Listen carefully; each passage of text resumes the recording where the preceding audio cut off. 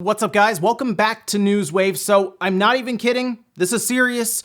Persona might really be going to PC. Yeah, and we're going to talk about which one, and believe it or not, you might be able to pick it up within the week. Yeah, it's crazy stuff, but we'll go over where all that's coming from and when you could even expect to see it show up. Also, it turns out Nintendo really can sell Donkey Kong Tropical Freeze for less than $60. A big sale kicked off yesterday, which includes several first-party titles as well as a ton of third-party games on the eShop for the Switch, and we'll go over some of the deals here and what you can expect to pick up. As always, guys, if you enjoy these videos, make sure you hit that like button, helps out a ton, and if you're brand new here, hit the red subscribe button down below as we head towards 500,000 subscribers. And we're gonna start today with Skater XL. It was supposed to be coming out in like the first week or so of July, and it looks like they had to push it back. It's going to be coming out closer towards the end of July, at least on the PlayStation 4 and the Xbox, and they shared that in this tweet here. You can see it says, "What is up, guys? We just wanted to let you know that 1.0 will be launching on July 28th,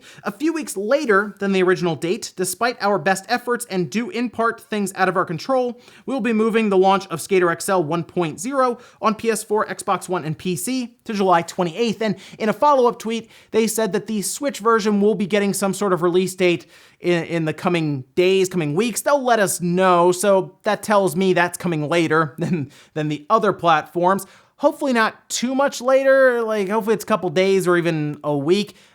I'm hopeful that it's more or less on the certification process of the eShop and not the porting process being slowed down or even messed up a bit with all of the stuff going on with COVID-19 kind of messing up development cycles or the porting process even for the Switch. I've been playing Skater XL quite a bit recently on Steam because it is an early access and they have a full beta that people participate in, and I'm enjoying the game. I would like to see it launch sooner rather than later onto platforms, but hey, they're a smaller studio, indie studio, so they're kind of taking their time with it to make sure it's right and I guess as bug-free as possible, but I still recommend checking it out when it launches towards the end of July. Also, in just a few days, the review embargoes should be up for Last of Us Part 2, and it's going to be really interesting to see how the internet reacts to the reviews and, well, what the reviews turn out to be in terms of scores and how critics respond to the story and the gameplay and all of that. It's still a really, really big title for Sony to release, and it's, again,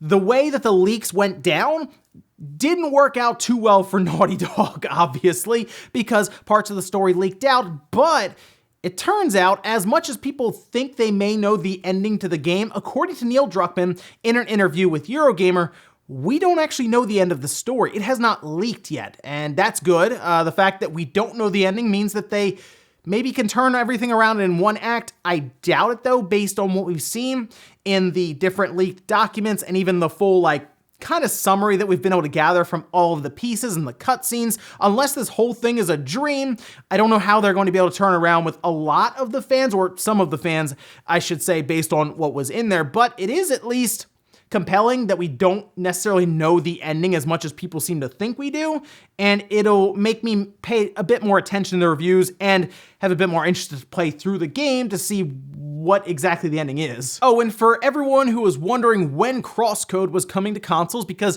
I have had several of you message me about it, we did get a release date, and we're getting a physical copy of it as well. Don't know if it's on the same release date for the digital version, which is coming July 8th at $19.99. Now, this is an action RPG. It's a different take kind of even on that, but it did very, very well with reviews. Got an 86 on Metacritic, has positive reviews from users on Steam, and it's a pretty good looking game in terms of them kind of pushing towards the, I guess, Super Nintendo style graphical look. And I didn't get a chance to check it out on Steam, but I am interested in checking it out when it releases, especially to try to pick it up physically. And you can see they have some of the collector's editions, which include things like steelbooks, posters, keychains, and the soundtrack. So interesting stuff there. I will be checking it out either way.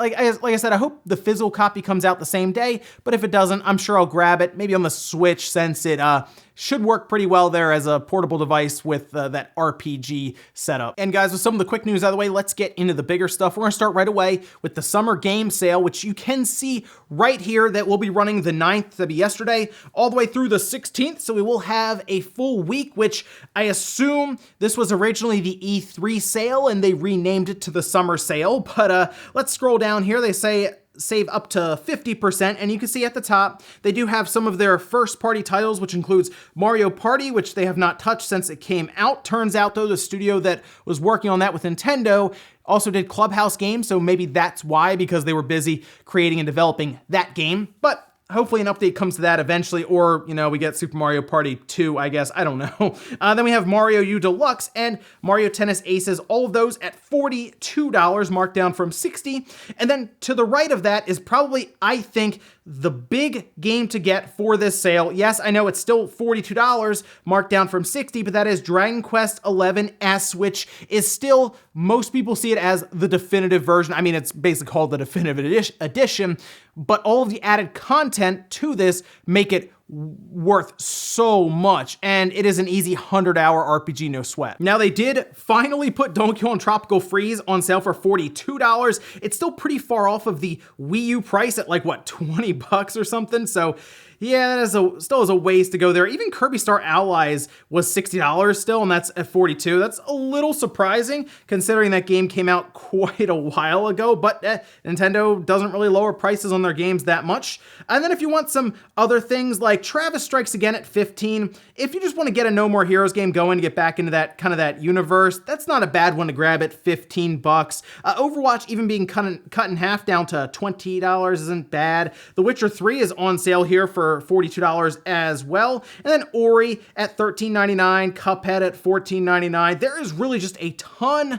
of stuff here on sale. Mario & Rabbids Kingdom Battle at $15. That always seems to be on sale at like 15 bucks, which is interesting. Like every sale, that game is just always marked down like 75% off. And of course, we have some cheaper games. Star Wars Jedi Outcast isn't bad at $7.50. And then Golf Story, I will always recommend Golf Story during these sales at $7.50 is pretty good. I mean, looking down this list, there's just a lot of stuff on sale. And really, you're gonna wanna go through even some of the cheaper games because things like Okami marked down to $10. I mean, come on, Okami at $10 is a great deal. And even Unravel 2, if you have some friends over or someone you just want to play a co-op game with, that game's $5. So like, yes, there are some very cheap games here as well, and then even some of the more expensive first-party games marked down to like $42. So overall, not a bad sale. I do think it was supposed to be their E3 sale, and that kind of makes sense for an E3 week, even though it doesn't really feel like we're an E3 week, but I guess we have the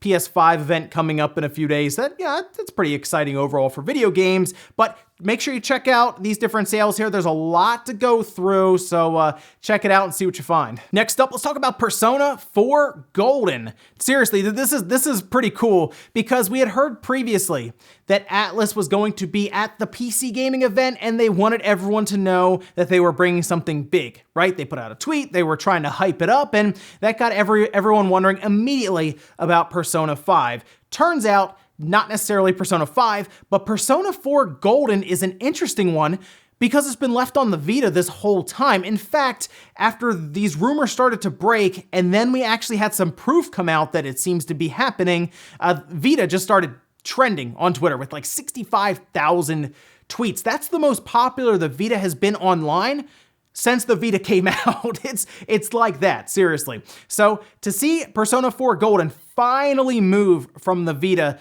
to the PC will be a big deal online. I mean, that's the one reason people even still buy a Vita is to play Persona 4 Golden. It's like the best game on that system, and it's been stuck there this whole time. So when we hear rumors on Twitter about this happening, and then we get a full page from SteamDB for Persona 4 Golden, and then on top of that, we see a full page for de novo support. I know it's de novo support, but we were all just looking for proof that this was a thing, and it looks like it's all adding up to, and I'm not even kidding, it sounds really weird to say that, Persona 4 Golden going to PC. But then even on top of that, it gets even more exciting because you would wonder, okay, I guess they'll announce it and then it'll come out later on this year maybe. Turns out this might be a shadow drop. Yeah. If you look on Twitter here, Daniel Ahmed said, announce and release same day for Persona 4 Golden.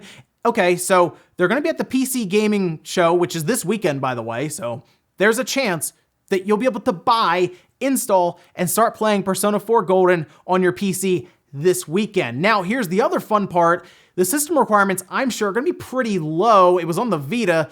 I don't think they're going to go too crazy. This could be a port with added options to clean it up some. I don't even think they'll add any extra content. They really don't need to get people excited for this release. And then on top of that, people are wondering, well, does that mean that it could also go to other platforms like, I don't know, the Switch? And I think it's possible, yes, but keep in mind, I think Sony is starting to get a bit more okay with their games going to PC, and we do still think there was some sort of deal in place for Persona and PlayStation in some way, because it's never come off of a PlayStation platform, at least the mainline series. Well, here we go. A mainline Persona game is moving to something other than the PlayStation, and seemingly in the same year that Horizon Zero Dawn will go to something other than the PlayStation. There's definitely a change and a big shift right now, I would say, at Sony, but it's exciting stuff. Make sure you keep an eye out this weekend. We'll see the pricing. I'm gonna think around $30. And then on top of that, here's hoping the port is good and there are good options to it and all of this. We'll see, but look out for that this weekend. Exciting stuff, and I'll be keeping an eye out myself. Next up, let's talk about Nintendo and how they had roughly 160,000 accounts that were accessed by unauthorized sources. This was a month or so ago where they alerted people to this, and I started to see people online, Twitter, and even messaging me about how their account was logged into and money was used for like V-Bucks or something for Fortnite. This was happening. Nintendo said, hey, you should probably turn on two-factor authentication. They went over it. I also went over it in a video when that was going on, and it was a pretty big deal because, of course, we're talking about people's accounts that are linked to their Switch and their Nintendo account in general being at risk. Well, it turns out it was more than 160,000 accounts that were affected. Nintendo decided to update us on it, which is probably good to let us know how many that they find were affected by this. Turns out it was an additional 140,000 accounts, so roughly 300,000 accounts have been affected by this entire issue of unauthorized parties logging in to accounts. And again, I've seen a lot of people online talk about this, how their account was accessed. They'd even get kind of alerts through their two-factor authentication of someone randomly at different parts of the world where they are nowhere near just accessing their account and being alerted through email. So keep this in mind, change your password, access two-factor authentication, make sure that is all set up. Nintendo has a guide online on how to do that. And again, in the video I did covering the whole thing back when it first happened, I did the same thing myself, made sure that was all set up. But very strange this happened. It seems like Nintendo's gonna continue to investigate, and who knows, maybe they'll continue upping the number. I'm hoping not. And I'm hoping they have this all figured out. They did want to stress, though, that it doesn't appear that anything in their database was accessed, which would come down to like credit card numbers or anything like that. Just stuff, I guess, that was linked to it, that was able to be used freely, could have been used to buy things like V-Bucks. And in our last bit of news, let's talk about Xbox Lockhart that we assume is going to be unveiled soonish. I mean, we heard that the Xboxer event that we figured is Lockhart being pushed to August. We just talked about this yesterday. Well, it turns out more proof is starting to kind of mount about Lockhart existing in the first place, which is something that people aren't even still that sure about. And this actually happened out of the OS for the system. Yeah, check this out here. This was posted up by Title OS over on Twitter after Jez Corden mentioned that it's referred to in the operating system, and you can see it right there, Xbox Lockhart, and this is right alongside Durango and Anaconda. Durango, of course, being the code name for the Xbox One originally, and then you also have Anaconda, that's the code name for the Xbox Series X that we know of now, and we assume Lockhart at this point is their cheaper alternative that they're going to use to blindside Sony, although it hasn't been working because everyone seems to know about this thing, and it's been pretty much rumored for, it's been a while that this has been talked about, a cheaper alternative. The real thing that would blindside anyone is if Sony had something similar ready to go for Microsoft, or if they just had a $400 PlayStation 5 ready to go. I think Microsoft really wants to hammer home a pricing advantage versus Sony,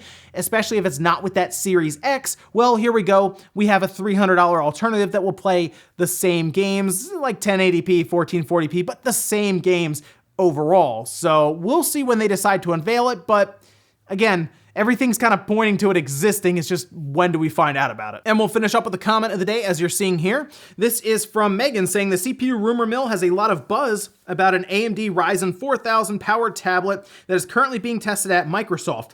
It occurred to me that Lockhart might be some kind of tablet portable system. Just wild speculation on my part, but a smaller portable Xbox might be a good way to justify the lower specs, even if it just played Xbox One, Xbox 360, and classic Xbox locally and streamed big budget games.